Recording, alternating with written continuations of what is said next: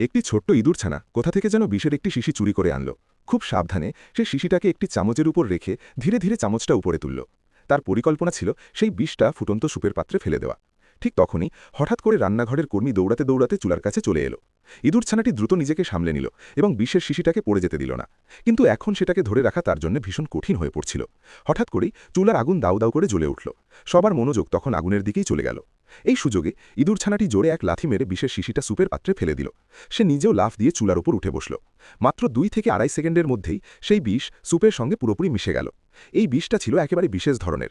এটা শুধু ডাইনোদের ওপরই কাজ করত, সাধারণ মানুষের ওপর নয়। কিছুক্ষণ পর পরিবেশনকারী ওয়েটার সেই স্যুপটা টেবিলে নিয়ে গেল।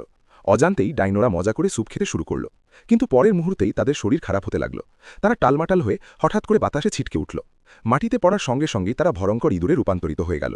বাকি ডাইনোরা কিছু বোঝার আগেই একে একে সবাই বাতাসে উড়ে ইঁদুরে পরিণত হতে লাগল। চোখের পলকেই পুরো রেস্টুরেন্টে হুলস্থুল পড়ে গেল। গ্রামবাসীরা লাঠি হাতে নিয়ে ইঁদুর মারতে শুরু করল।